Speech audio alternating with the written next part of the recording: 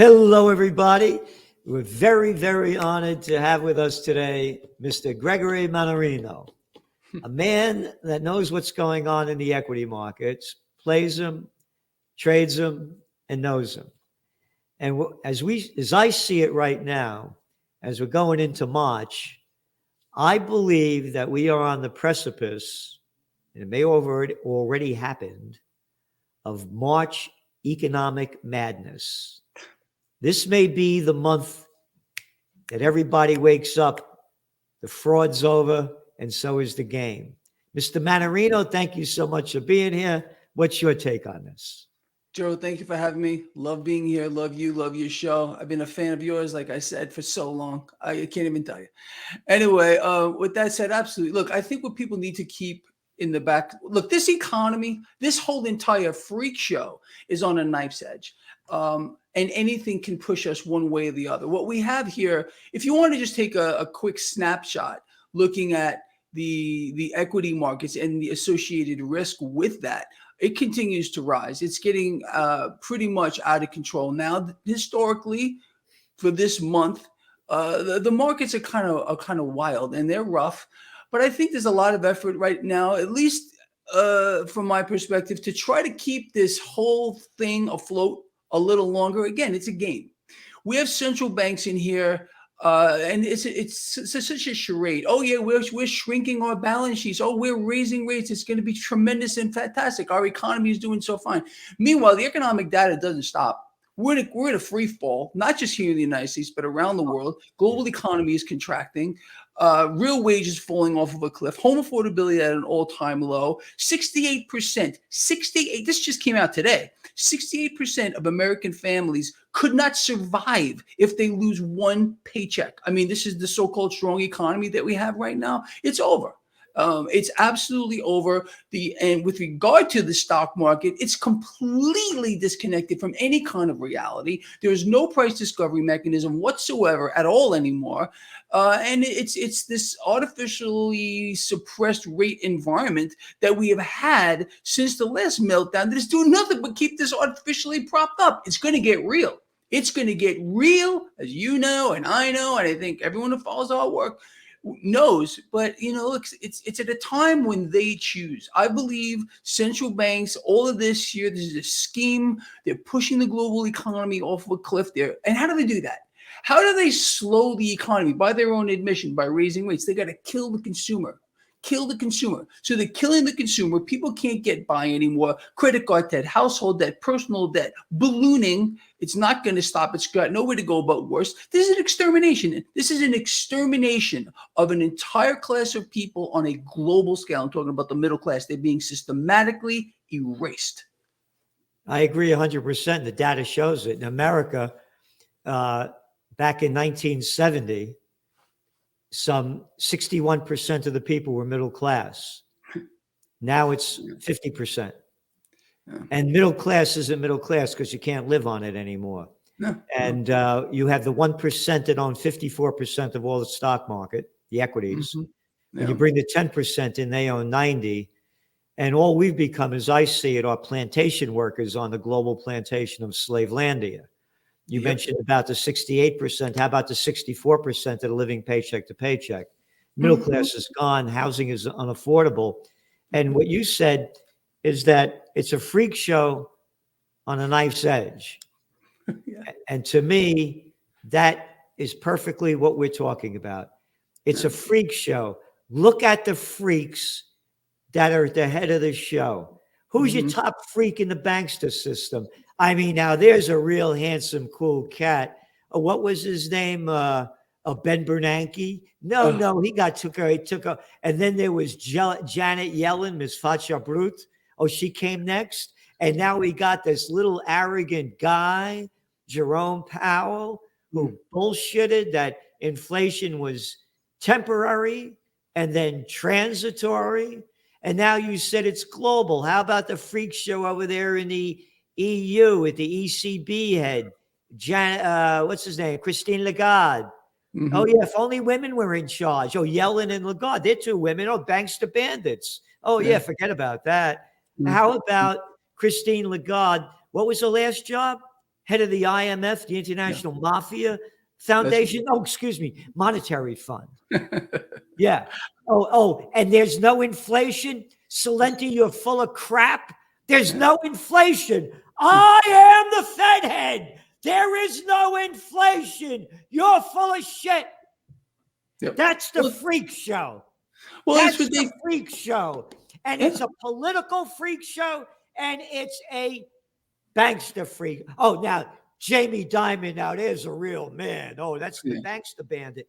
Oh, and how about, who's your favorite? Mitch McConnell? Guy got more chins than Chinatown. Hey, Lindsay, did you come out of the closet yet, Graham? Oh, I'm going to take orders from him. Chucky Schumer, Adam Shit. Look at the freak show, and we're on a knife's edge because of this freak show. Yeah.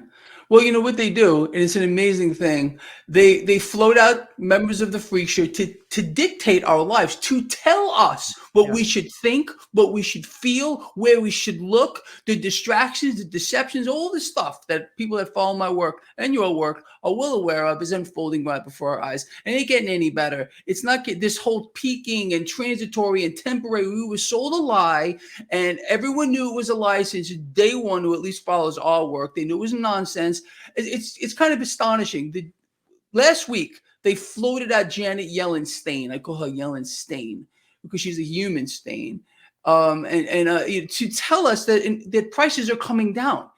They tell her the same day that we find out that prices are not coming down, the same hour. They float her out. Oh, prices are coming down. They're dropping. Yes, listen to me because I know what I'm talking about. I'm an authority figure. Yep. This is what she looks like to me. I can't stand it. I can't look at these people. I can't listen to these people. All they do is lie. They lie and they lie and they lie some more. Like this freak right now, Powell, right now, before the Senate committee, banking committee or whatever, and they got to kiss his feet. Thank you, sir. Thank you for showing up. Thank you for letting us talk to you today. Are you kidding me? Are you kidding me? And then you're going to listen to them. Our so-called representatives telling us, oh, it's so important for the Federal Reserve to maintain their independence. They must remain independent. Really? Why? So they can have no oversight? So they can do whatever the freak they want, off balance sheet, on balance sheet, and everything else? You got to be kidding me. This is the freak show. And, it's all distraction. It really is. It's unbelievable. But people are suffering, as you well know. And nothing gets to me and you more than that. Watching the people suffer. And they're going to suffer a lot more moving forward, unfortunately, in my opinion. You mentioned about being independent, the Fed. They're controlling the government. I mean, they are the government. Yeah. And Janet Yellen, again, I call her Miss Fatja Ruth. Yeah, that too. The ugly face. That didn't even come close to what it is. What was her last job? Before she's Treasury Secretary now? Yeah, she was the Fed chair. And now she's the Treasury Secretary? I know. What am I, 6 years old? I don't see this bullshit right in front of my eyes. Yeah. And you're talking about the banksters. Once upon a time, it's coming up now. It's called Easter Sunday. And it was about the Prince of Peace. And this is a cover from the Trends Journal. Yeah. Back in 2000, let me see when this is. This is an Anthony Frieda cover. He's a genius. This is when it used to be a quarterly. 2012. You see that? Yep. Yeah. Get him out of the temple. Well, Wells Fargo, JP Morgan Chase, Goldman Sachs. Nothing has changed. Oh, and by the way, after Christ drove him out of the temple, 3 days later, he's on the cross. You don't screw yeah. Imagine my shock. Yep. And that's who's running and ruining our lives. That we have a central bank. Again, look who brought it to us. Woodrow Wilson. May he rot in hell. He gave us World War I. And everybody, he gave us federal income tax and the Federal Reserve. America, America. Amerika. You're spelling it wrong. Yeah. So anyway, give me your assessment on when it's only a wild guess. But again, I believe that I'll tell you why March and October are the two volatile months that I've seen in equities. Mm-hmm. And, I made my reputation when I called the 1987 stock market crash. It's October. And I called the dot-com bust and the panic of '08, took out that domain name in 2007. Going back to the October 1999, in our Trends Journal magazine, we wrote that the markets would crash. The dot-com bust would happen in March. No, excuse me, the second quarter of 2000. It happened in March, so we write on by the second quarter of 2000. So I believe we're in that process now. I'll tell you, we have to find out if, here's my forecast. If they raise interest rates 50 basis points when they meet in, was it March 23rd or something? Yep.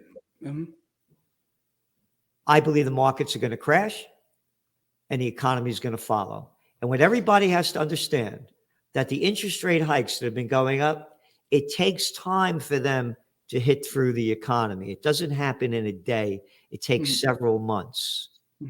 And we're on that path. So anyway, that's my take. What do you think? We're going to take a break now. We've got a lot more going on. And this is why you subscribe to the Trends Journal. Get the Trends Journal, the best investment you could make, because it's the best investment into your mind, and it can change how you look at the world. Over the last 30 years, Gerald Celente has been more accurate about predicting what would be happening than anyone else I'm aware of. The Trends Journal is one of the greatest sources of information, and and it really is. You're predicting these things well ahead of time. I would encourage everyone to go grab the latest copy. Been a Trends Journal subscriber for 20 years. I just have to commend you. What you guys have put together in your latest Trends Journal, there's nothing like this out there. Sir, everything that you predicted about the economy, you were absolutely right.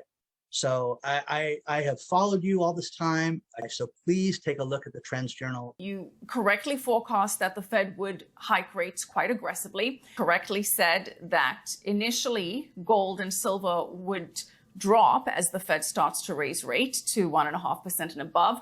When we spoke last, Bitcoin was around 49,000. You said you expect to drop, and if it drops below 30, 35, then it could really drop. Trends Journal, which I would encourage people to go and check out. It's actually a 200-page document, pure data-driven analysis. Gerald Celente, the top trends forecaster in the world. Gerald, you had an interesting call back in September of last year. You said gold had bottomed, which is exactly what happened. And here we are, and we're above $1,900. Subscribe to the Trends Journal. Read history before it happened at trendsjournal.com.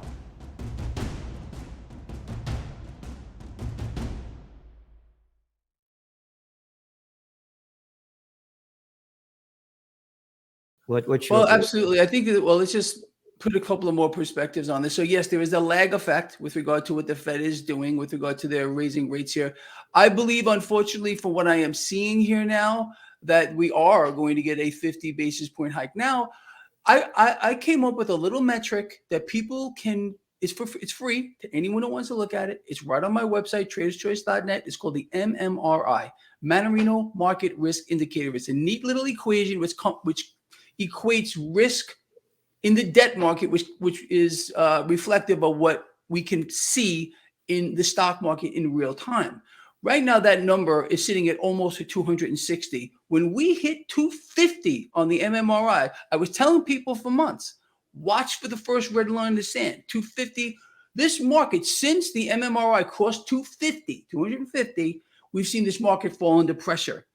Now, and I've also been explaining to people, without direct intervention by central banks to do something about that, we could absolutely see, well, the next line in the sand is going to be 300 with regard to the MMRI. If we get there, Gerald, your prophecy here is going to happen.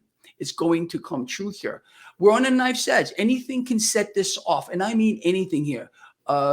We'll see. I believe there's going to be some kind of an event here that's going to just miraculously happen.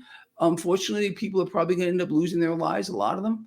And that's going to push people more towards backing an expanding war. I think this war is going to get a lot bigger, unfortunately. And this may be the pivotal moment here. But that would be, if the war does expand, which I believe it will, believe it or not, this would be stock market positive. I hate to have to say that, but this is the truth. Look back on the last couple of world wars. Oh yeah. And you know what better than anybody, because you coined this. When all else fails, they bring you to war. Yep. And that's true what they're doing here. So this would be a mechanism that they could use, because all they care about is the stock market. They don't give a damn about the regular guy or the regular girl here. It's just about propping up this damn stock market. And look, the investment banks, they don't care either. They don't care if the market goes up, down, or sideways. They're going to make money because the way they play their positions, and they profit from their own customers when the market goes down, when they have all their customers in long positions in the market. That's what they do. It's a scheme. But anyway, it's very possible that we could see a big event here. But again, I don't think people need to guess. I think I created this MMRI. Maybe you can use a link to that. It's right on my website, tradecheers.net, top of the second page, which allows people to see risk in the market in real time. Right now, this morning, we were about 257. Above that 250, we've learned, okay, and just from observation of the market, that is that first red line in the sand. If we continue to go up and we continue to see global debt sell off, we got a big problem. We got a monumental problem here. And they know it too. They know where this is going to go. Absolutely. And they're fostering it. We have a global economy contracting at its fastest pace ever. At the same time, they're raising rates into that, killing the consumer, causing people to become slaves to their system, dependency. They need more dependency on the system. And they're going to get it too. Did you hear a lovely, illustrious president? I can say some really nice, choice words about him. He's going to be boosting the paychecks for federal employees by the largest margin in over 40 years. And Wow. This is, again, he's buying votes. Whether it's going to work or not, Yep. I guess we'll see. That's what they do. Yeah, I did. Look, That's this why they whole keep thing. building the bureaucracies. They keep getting them bigger and bigger, so they get more and more votes for themselves. Exactly. And then then the dependency on the system is, I think, the key here. They want more people dependent on it and then they're going to pull the plug on it. And this whole thing, it's not by accident. They're going to bring this thing to its knees. And then who knows? We'll get a war, an expanding war that'll prop up the stock market, pick up industrial production. And, energy, I think, is going to skyrocket moving forward here. Looking at commodities in aggregate, I think that's the place to be long term. This is just, I'm just throwing some stuff out here. Let me go on the energy. Let me stop on that. Yep. You're talking about war. Yeah. What's not making the mainstream media is what's going on in Israel. They only put up little bits and pieces of it. Mm. There are, we write about it in detail each week in the Trends Journal magazine.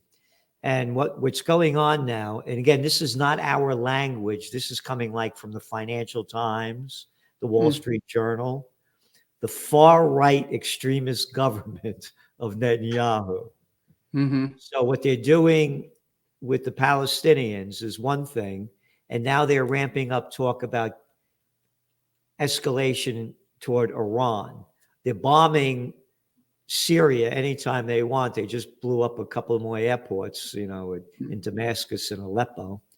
But here's what's going to happen. As you mentioned, I always say, when all else fails, they take you to war. Each week, for the last several weeks, hundreds and hundreds of thousands of people are taking to the streets in Israel against the judicial reform laws that Netanyahu wants to put into place, which means there is no judiciary anymore. The politicians decide. So, as I say, when all else fails, they take you to war. He has to stay in office because he's going to be brought up on trial for corruption charges and any other things. As long as he stays in office, they can't touch him. Mm-hmm. So again, to get the people's mind, if they wrap this, if there is a military conflict between Iran and Israel, you're going to see oil prices, I believe, go to over $130 a barrel for Brent crude. Mm-hmm. Oh, absolutely. That is going to happen. There's no doubt about it. I've been telling people that for the longest time. I think people need exposure to commodities and natural gas as well, though that's been quite a wild ride lately. 100%. This is where it's going to go. You can see the writing on the wall. That's where they're bringing us. That's what they want. Henceforth, why this tremendous new budget that they're putting forth with the Pentagon, what is it, another $1 trillion almost?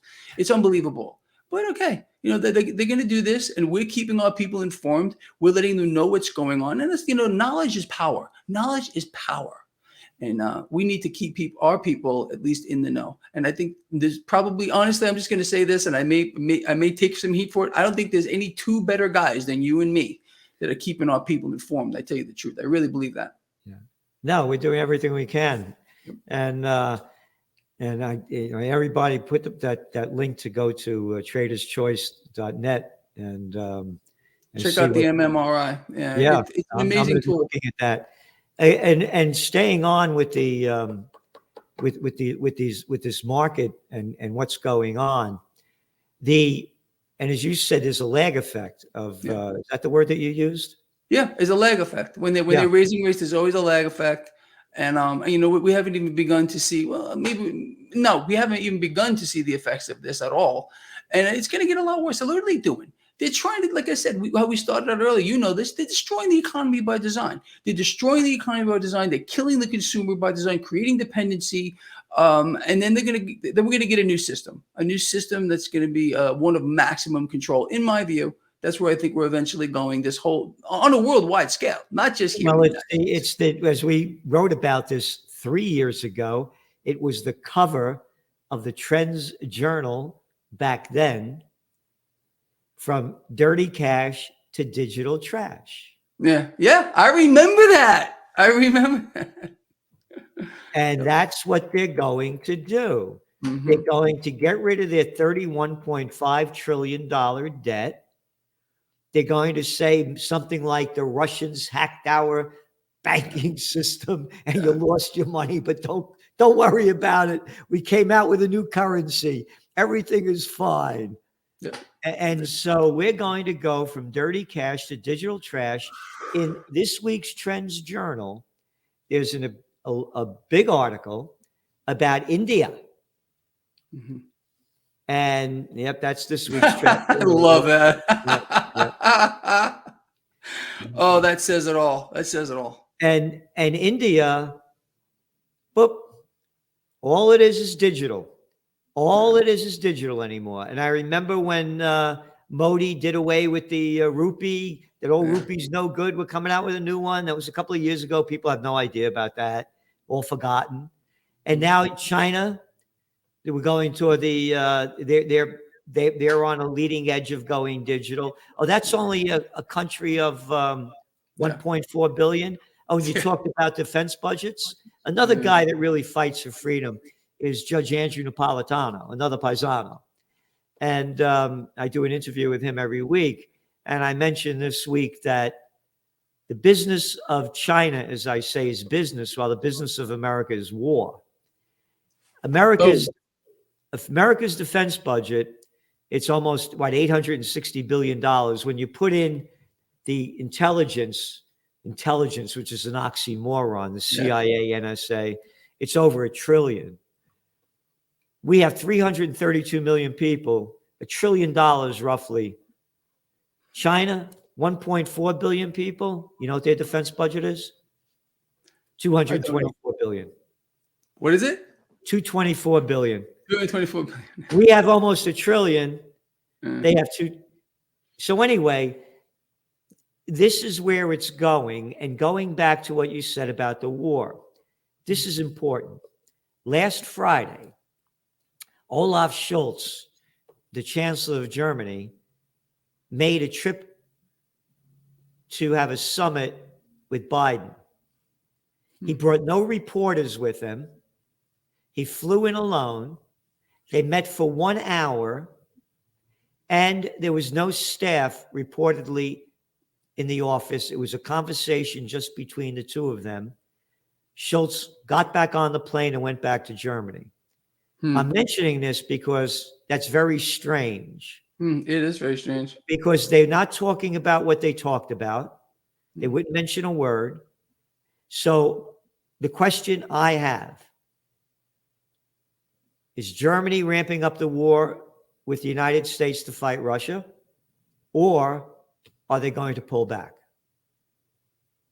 I'm just throwing the question out. Yeah. I would say they're probably, look, what are they doing? They're obviously setting up alliances. This has been going on for a really long time. Oh, yeah. This whole thing, as you well know, has, the business of the United States is war. Okay. Yep. The propagation of war, the expansion of wars, this is going on in perpetuity. It won't stop, unfortunately. So yes, alliances are being made, deals are being made. Cash is moving around here, and all this. Whoever believes seriously that we still have any kind of resemblance of a free society at all, you got to be nuts. It's over. It's absolutely over, unfortunately. And they're pulling the strings. People are being strung along here. They're being told again what to say, what to think, what to believe via the mainstream propaganda ministries. Why people listen to that stuff, I have no idea. It's just out of control. It's about control. This was the cover of the Trends Journal back in 2014. You see how happy that guy is? It's the American overthrow of the democratically elected government of Viktor Yanukovych in Ukraine. The article was written by Dr. Paul Craig Roberts, former Assistant Treasury Secretary under Ronald Reagan. People have no idea about what went on there, what went on before then. They have no clue. And like you said, the people just follow. So in following what you're doing and what you're forecasting and what you're giving the people that go to Trader's Choice, what do you think about gold? I love it. I got gold and silver all over my desk here. I got pieces everywhere, all over. More. I got it everywhere.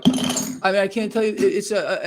I love it. I've been telling people since day one to do one thing, that is bet against the debt, become your own central bank. And that means holding hard assets here. This is my favorite asset of all time. I got it all for silver. I think it's the most undervalued asset on the freaking planet Earth. I think people need to hoard this stuff. I love gold. Don't get me wrong. But what I do, and I want people to do their own homework on this and why I say silver, and people can have their own opinion, but I look at a certain metric. I look at the Dow gold ratio, gold silver ratio, to see which is the most undervalued. And at this point, what that tells me is silver is and I mean in my opinion, and I want people to do their own research, undervalued asset on the planet right now. And I think honestly, there's another element of why silver is very valuable, and that is it's used throughout the whole high-tech world. Oh, yeah, absolutely. It's in all of these devices. Mm-hmm. And unlike gold, you don't throw it into the ground when you throw your computer away or your cell phone. You save the gold, but the silver just keeps getting thrown away. So there's no stockpiles of this stuff. Interesting. And then, as again, like it or not, as we said, going green, there are more and more silver's used in solar panels and a lot of the so-called green devices. So I agree with you. It's very. By the way, I bought silver back in, God, it had to be 2000. I think around 2011 for like $40 an ounce. Yeah, I bought it then too. I started buying it was maybe $6. I bought it all the way up to like $40, and I think it doesn't matter. I don't care what they want to do to the price of metals here. They want to rig it via the derivative. That's what they do. They play the game. It's an incredible thing where the hard asset price is set by the derivative. It's upside down. And this is how they manipulate the price of gold, silver. Let them do it. Let them play their game. People that follow our work are going to play our game. Bet against the debt, become your own central bank, hold hard assets here. Looking down the line, in my opinion here, people need to have exposure to commodities. You can do this many, many ways. All this stuff is, I talk about it all the time, but that's where we're going here. I mean, it's pretty obvious to me and you, and I believe the people that follow us here. We're watching a systemic meltdown here, and it's by design. It's all coming apart, and we're on a knife's edge. It's just not going to take much to push us off, not anything at all. And then this ball will really get rolling. Then you're going to see rioting and people in the streets, and that's when people are going to wake up. Right now, they're all being lulled into a sense of I don't even know. They don't know what to do with themselves. They don't know why they're doing it. People wake up every morning. I don't even think they know if they're human beings half the time. People have been so indoctrinated into whatever it is, unfortunately, but not the people that follow our work. We are waking people up, and they're waking people up, and that's important. I mean, it's really is. With all due respect, they do know that they're human beings. They just don't know what gender they are. That too. They're very confused. I'm not sure who I am today. Exactly. What did you grow one? again, it's I want you mentioned something, so I want to get back to it. About the dollar. So here's my take is what's going to happen. And it all goes back to gold and silver, by the way. Number one, as I said, I believe the market is at the precipice of a crash. Gold prices are going down because the dollar is getting stronger as they're raising interest rates. That's the only reason the dollar is strong. In the meantime, day after day, you're hearing more and more reports of India doing away with the dollar, of China doing away with the dollar, of one country after another doing away with the dollar. Brazil, they don't want to deal with dollars anymore. So the dollar is only strong because of the high interest rates. When interest rates go down, the dollar is going to go down. And this is the beginning, as I see it, of the end of the dollar. Number two, although gold goes down when the dollar gets stronger, the dollar is getting stronger because they're raising interest rates, which is going to crash the economy and the equity markets. And that's when gold doesn't care how strong any other currency is. When the equities and economies go down, gold goes up. Oh, and if you don't believe me, how about the central bankers in 2022 had a record year of buying gold because they know where this is going? This whole thing is really, really simple. This is how I like to think about the dollar. Okay. I look at the relative strength or comparative strength of the dollar, for which the dollar isn't the prettiest belle at the ball. It's been that way for quite a long time. And then I look at the absolute strength of the dollar, which is fading away. That's henceforth why we're seeing inflation go crazy as it is. Now, understanding that, let's just talk about how cash moves through markets. Okay. It's so easy.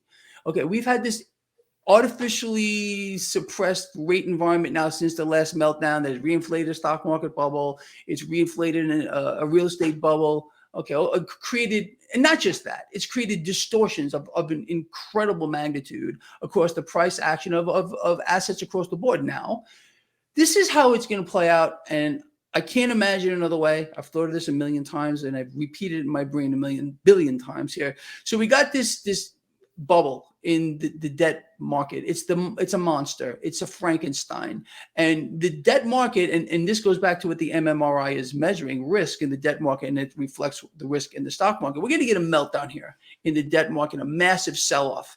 And we're going to see that sell off, and that's going to cause rates to spike in an uncontrolled fashion. When that happens, and it's going to, in my view, you're going to see that put pressure on the stock market. Stocks are going to melt down. This could happen this month. Again, if we watch the MMRI spike, if we watch global bond yields could start to spike, which they've been doing recently. Okay. So sell off in the debt market, rate spike, puts pressure on the stock market, and cash just moves it bleeds out of the debt market, bleeds out of the stock market, and moves into commodities, gold, silver, crude oil, and everything that commodities in general are going to skyrocket. I mean, it's very, very simple. It's just cash doesn't grow wings and fly away to money heaven. It just moves from one set of assets into another. And the scenario is very simple. Debt market meltdown destroys the stock market. Cash moves into commodities. And I also think it's going to move into some cryptos as well. That's my take on it. And I can't imagine it unfolding another way, because you can watch this almost in real time. Every time we see the global debt market sell off, yields start to spike, equities start to fall under pressure. It's very, very simple. This is going to unfold in a dramatic way at one particular time. And that's why we're going to see assets like superiorly undervalued assets, in my view, and I believe yours, as gold and silver, they're going to take off. Take off. And who knows? I agree. I agree. You know, how big this can be. The other thing about interest rates going up, now the cost on debt goes up. So now, yes, they never talk about that, do they? Don't talk about that. The government in 2021, the national debt was $5.7 trillion. Today, it's $31.6 trillion. Now you got to pay more on that debt as your interest rates go up. Now let's take a global look. The dollar's strong, and all of these emerging markets owe their debt in dollars, as their currencies are going down. You're talking about people taking to the streets. It's already happening, and it's going to accelerate.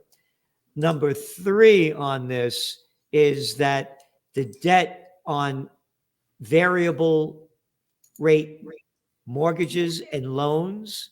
Oh, forget about it. Forget about it. No, yeah, exactly. Forget about it because nobody's talking about it. Yeah. Well, there's a reason for that too, obviously. One of our top trends is office building bust. Yeah. Your office occupancy rate in the United States, according to Castle, that's with a K, is 50.4%. So now all the businesses that depended on commuters, they're going out of business. The hotels that depended on business travel, they're suffering big time. About 10 of them already went busted last year. And now your office buildings where people aren't going back to work, they're only going back maybe 2 or 3 days a week. Why do I need all these floors? No, I'm not going to renew this lease. Oh, and now I'm the property owner, and the kind of loan that I have, every 2 or 3 years, it goes back with the interest rates going up. Now I got to pay more on my debt. Yep. And I got a lot less money coming in. We are going to see a bust in the metropolitan areas like New York City, Chicago, Atlanta, San Francisco. Yeah, I left my heart in San Francisco. You lost your money in San Francisco. They turned that place into a crap house. I was going there back in the day in the 70s, staying at the top hotels in the 80s and the 90s. And then it became a whole different place by, the middle 2010. I didn't like the joint anymore. And now they overbuilt that. The geeks were the first ones to tell the people to stay home. And now they gave it to themselves. They are staying home. And that's geek world.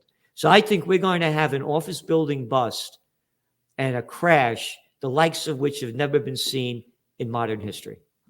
You're absolutely right. And I think what people are also not thinking about what's going to happen, and I was talking to Michael Pinto about this. Have you had Michael Pinto on your show? You should. No, I haven't. Good guy, financial guy, knows what he's talking about. Well, I was on Fox with him years ago. Yeah. He used to be on CNBC all the time. Anyway, we were talking, and I've been talking about a credit freeze for years. I think we're going to end up in a situation here. So what people forget, the meltdown, the big financial crash of 2008, it wasn't so much that the markets were crashing. No. It was that liquidity was drying up. That's why they had to inject the system with these massive capital injections and the TARP program and everything else. That's going to happen again, but to a much larger degree. I believe the credit markets are going to lock up. Once we get this big sell-off here in the debt market, it's going to freeze. In other words, see, what people need to understand is the system itself is completely insolvent. It can never be fueled with enough debt. No matter what happens, it constantly is growing by exponents. Now we're going to get a credit freeze. It's going to lock up. The whole system is going to lock up. This whole system is going to lock up, meaning transactions stop. No cash in the banks. No ATMs. It doesn't work. Checks don't work. Nothing. It just stops. We're going to end up in that kind of a scenario as part of this massive crash that you just alluded to. It's happened before. It's happened before. Holiday. We're going to have a bank holiday. Yep. It ain't ancient history. What a holiday. I can't get my money out. Now, not only can't you get your money out, turn in your gold or you go to jail. Oh, yeah. That was on the FDR, huh? Yeah. How about FUCKDR? Yeah. One little, and also I want to mention this, because you briefly hit it, about what they did when the Panic of 08 happened, about all the dough they pumped into the banksters. Yeah. 29 trillion, according to the Levy Institute at Bard College. That's how much they injected into the bankster bandits. And they'll do it again. They're gonna, but that's the vicious. The more if they do, they're going to keep playing this game here, and it's massively inflationary. What people don't understand, all this spending, all of it, all it does is dilute the overall pool of currency, and we end up with this inflationary environment. It's amazing how we're told to believe that these central bankers didn't see this coming. They didn't see this issue Oh. here. Meanwhile, people like you, people like me, and all our followers knew this was coming because we kept them knowing what's going on here. They knew it. Yeah. It's just crazy. I'm actually I was short the market this morning. I just closed up put. You might have heard that little noise in the background. Yeah. I'm just moving a little money around as I'm talking to you. Move that money, baby. And It's so listen, I want to silly. thank you for being on, and thank you for all that you do, and not especially, but including your contributing to the Trends Journal every week. And we feature Gregory Mannarino's articles right there at the top because they're so important. So I hope people understand how important this publication is. I mean, they're not going to get this information from anywhere on the planet Earth. And if people don't subscribe, I don't know what they're waiting for. I really don't. You need to subscribe to the Trends Journal. I mean, it's a fascinating piece of work. It's on the cutting edge. If not, there's nothing that comes close. Nothing. thank you. Yeah, there isn't. There's no magazine in the world that covers socioeconomic and geopolitical trends and gives you the trend analysis of what it means and the trend forecasts of where it's going. It's gone. Nobody does that. And I want to thank you for contributing and all that you do to help people in so many different ways. So remember, go to Mr. Mannarino's site over there, traderschoice.net. And I want to follow that. MMRI.